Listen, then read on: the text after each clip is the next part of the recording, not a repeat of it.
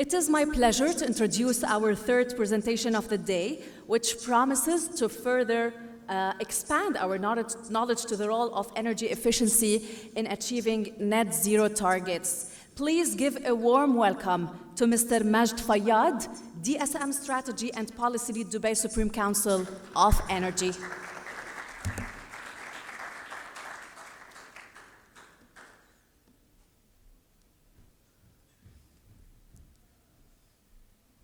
Thank you so much. Good afternoon. I believe it's too late now. I'll be very brief in my presentation, but I would like also to mention to Mr. Tahir that 3 years ago there has been also a study on indoor air quality conducted by Emirates Green Building Council and Saint-Domingue, so I thought to share that with you. So I'm very pleased to be part of this event, and my presentation, I will be talking about the demand-side management strategy in Dubai, the role of energy efficiency in achieving net zero transition, and the approach, Dubai's approach to advancing and accelerating energy efficiency levels. Few words about the Dubai Supreme Council of Energy. The Dubai Supreme Council of Energy is the governing body tasked with policy and strategy development of the energy sector in Dubai. This includes the supply of energy, energy demand, and emissions. We plan and facilitate, alongside with our member entities, the strategic initiatives related to the energy sector. So you might have heard of the Clean Energy Strategy in Dubai, the Dubai Integrated Energy Strategy, Demand-Side Management Strategy, and many others. In recent years, we've seen a rise in the global efforts towards net zero. In fact, there are more than 140 countries that have either proposed or set targets towards net zero. The UAE, I'm sure you've heard from His Excellency this morning that the UAE has proposed and pledged its net zero targets by 2050. What is alarming, despite of all of these global efforts, is that scientists are still announcing that we need to do more in terms of net zero and the climate crisis. In fact, last March, the scientists of IPCC issued the final warning. They called it the final warning on climate crisis. So obviously, we need to accelerate our net zero efforts as soon as possible. The good news here is that net zero would not cause an economic contraction. In fact, net zero would offer a lot of economic opportunities in terms of job growth and GDP growth. To realize this potential, we require everyone, all stakeholders, to be part of it. Net zero is not the responsibility only of policymakers, not the responsibility of only investors, but also the responsibility of all stakeholders, including private sector, businesses, industries, and the public. In Dubai, we walk the talk, and we've took decisive actions to align with the climate action and to align with the UAE's net zero pledge. In 2021, the Dubai Supreme Council of Energy have issued the resolution number 6, which puts Dubai, where we align or commit to net zero emissions on the level of the Emirate by 2050. To achieve net zero, we need to decarbonize all sectors. And this includes the most emitting sectors, including power and water, transportation, manufacturing, and waste. On the power and water side, the solution is easy. We need to capitalize on the solar potential in the UAE, on solar PV, reverse osmosis for water, focusing also on hydrogen, green hydrogen, carbon capture in the future. On the transport side, switching to public transport, metro, tram, public transportation, as well as focusing on the efficiency of vehicles, efficiency of fuel, as well as switching to electric and hybrid vehicles. On the building side, the solution is very clear: net zero energy and net zero carbon buildings, as well as retrofitting existing buildings to achieve net zero, with a special focus on cooling, because cooling contributes to 70% of the electricity consumption in buildings. The good news here is that these solutions exist, and these solutions are cost effective. As you can see in this chart, the blue bar graph represents the cost effective solutions. And these solutions exist across energy, buildings, and transport. Energy efficiency will play a significant role in achieving net zero. We should not only focus on switching to renewables, but we also need to focus on our energy consumption. In fact, a strong and early focus on energy efficiency would help us in achieving net zero faster. Why? Because energy efficiency offers 40% of the carbon abatement required by 2040. And we can double the rate of energy efficiency by just focusing and implementing of the existing technologies, the existing cost-effective technologies. We don't need to rely on new technologies, on hydrogen, or any other technologies that are still emerging. We can upscale the existing cost-effective, technologically feasible technologies. And we need to do that across sectors. We need to focus on buildings. From the building side, we need to reduce 30 to 50% of the building energy use. On the industry side, we need also, we can achieve some emission saving by focusing on energy efficiency by 25 to 30% in aluminum, cement, and paper manufacturing. On the transport, other than switching to electric and hybrid vehicles, we can reduce the fuel demand through controlling the speed limits, controlling the vehicle maintenance. These would definitely result in significant reductions in fuel consumption as well as the emissions reduction. In Dubai, we consider energy efficiency as an essential tool to achieving carbon neutrality targets.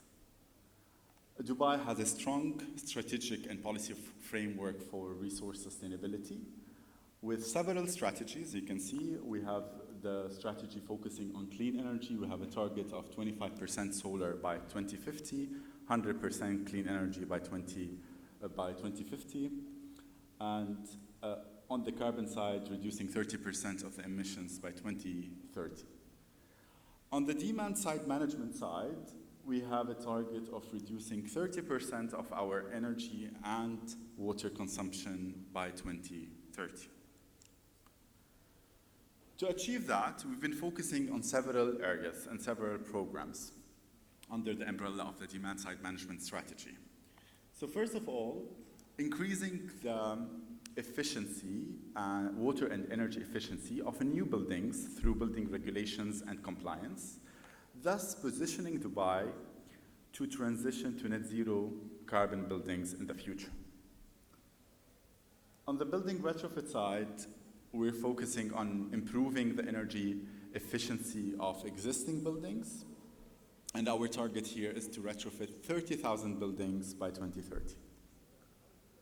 Also increasing the efficiency of outdoor lights, promoting efficient cooling, district cooling primarily, driving the adoption of higher efficiency appliances, air conditioning units, industry equipment to meet with minimum requirements of energy labels and standards, promoting the use of solar photovoltaic systems on buildings through Shams Dubai program, protecting groundwater and increasing the use of recycled water, as well as increasing the penetration of electric and hybrid vehicles.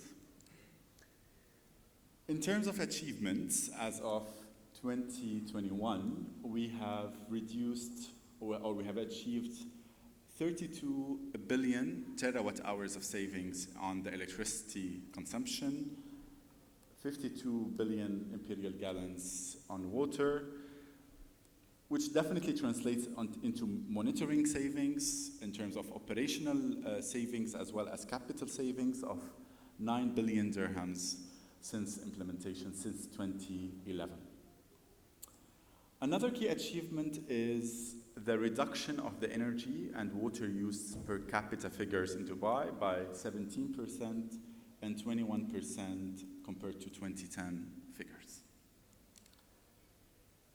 On the transport side, Dubai Supreme Council of Energy launched the Dubai Green Mobility Initiative with the main objective of promoting the use of electric and hybrid vehicles, as well as reducing the carbon emissions from the road transport sector and improving air quality. The model created here focuses on mandating a minimum purchase for government authorities on green vehicles, or what we call hybrid and electric vehicles.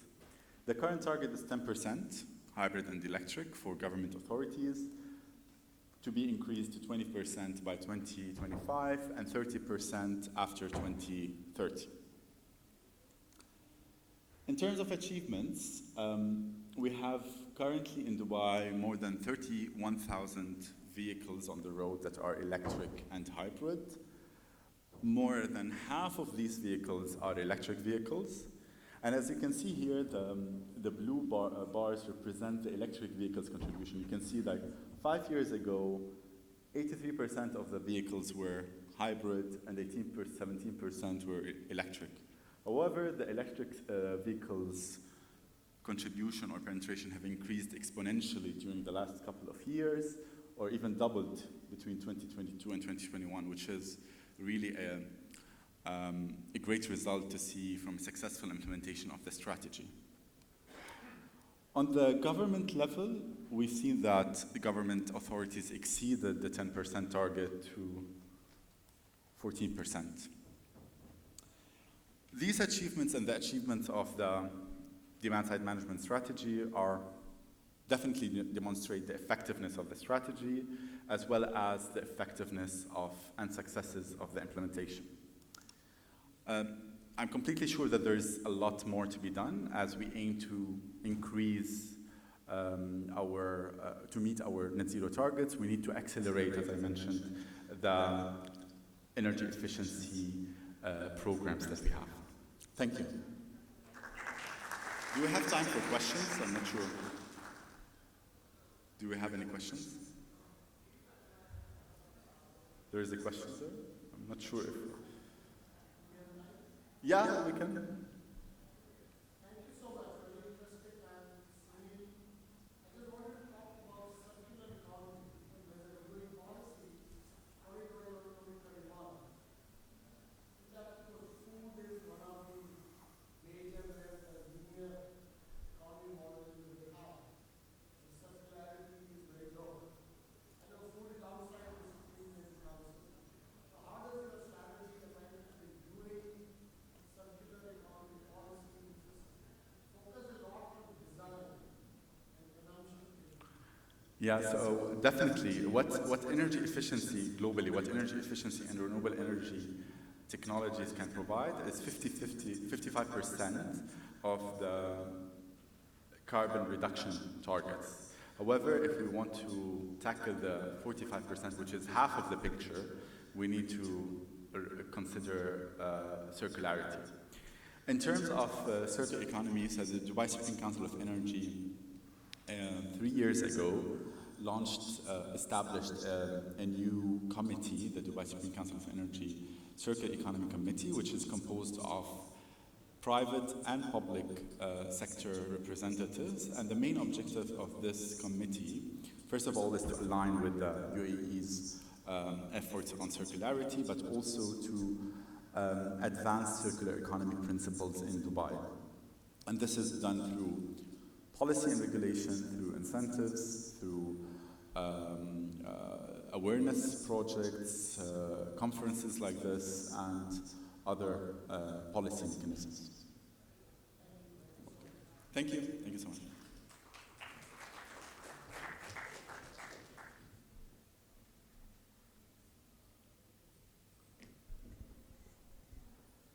Thanks, Mr. Majd Fayyad, for this insightful presentation. Your expertise has truly inspired us today. I am excited to present